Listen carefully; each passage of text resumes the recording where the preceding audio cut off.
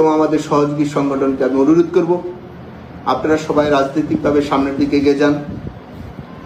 আপনাদের জন্য আমার মৃত্যু পর্যন্ত আমি থাকব। আমি চেষ্টা করব আমাদের ক্ষতিগ্রস্ত প্রত্যেকটা কর্মীর তাদের একটা ভালো একটা সমাধানের পথ দেওয়ার জন্য। কেউ যেন মিথ্যা গুজব দিয়ে ভুল না বুঝতে পারে, সেজন্য আপনারা সজাগ থাকবেন, সবাই সবার সাথে যোগাযোগ রাখবেন, সবার সহযোগিতায় যেন সবাই একসাথে থাকতে পারি। আমি বলছি গাজীপুরের যে আমার জীবনে এক বিন্দু প্রাণ থাকে, জীবনের শেষ নিঃশ্বাস পর্যন্ত থাকে, আমি আমার গাজীপুরের মানুষ এবং আমার দেশবাসীর জন্য আমি করে যাব। চাওয়া পাওয়ার কিছু নেই। বাড়িঘর নিয়েছেন, জায়গা সম্পত্তি নিয়েছেন,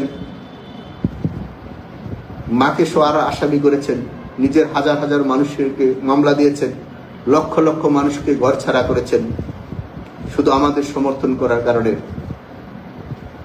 এটার জন্য আমরা প্রস্তুত ছিলাম না। আমরা এখানে যারা অন্য রাজনৈতিক দল করে, অন্য ধর্মের মানুষ, তারা আমাদের কাছে খুব প্রিয়জন। সময় পরিস্থিতি আরো কথা বলবো। আমি আমাদের 3200 আলেমদেরকে একটা সম্মানী ভাতা দিয়েছিলাম, সেটাও দুদক উল্লেখ করে লিখছে, এটা আমার আত্মসাৎ।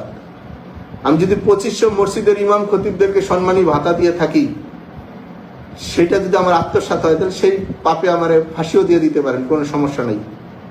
কিন্তু দয়া করে আমাকে যারা সাপোর্ট করছে তাদেরকে আপনারা পচা কথা বলবেন না, তাদেরকে অপমান করবেন না, কারণ তারা আমার নিঃস্বার্থভাবেই ভালোবাসছে।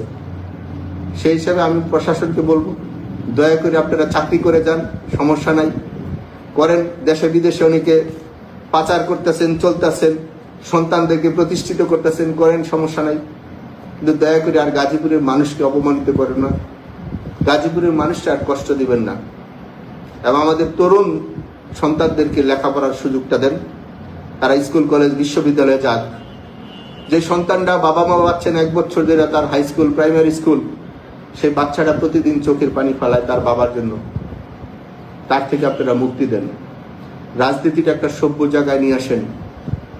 ওই পরিবারতন্ত্র, অযোগ্যরা যোগ্য স্থানে যাবে, সেটা যেন না হতে পারে, সেটা করার একটা সুযোগ তৈরি করা দেওয়া হোক গণতান্ত্রিকভাবে। অযোগ্যরা যোগ্য স্থানে যাবে, সেটা যেন না হতে পারে, সেটা করার একটা সুযোগ তৈরি করা দেওয়া হোক গণতান্ত্রিকভাবে।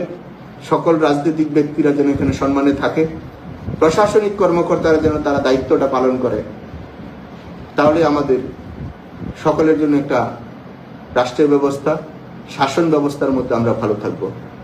সবাই ভালো থাকবেন।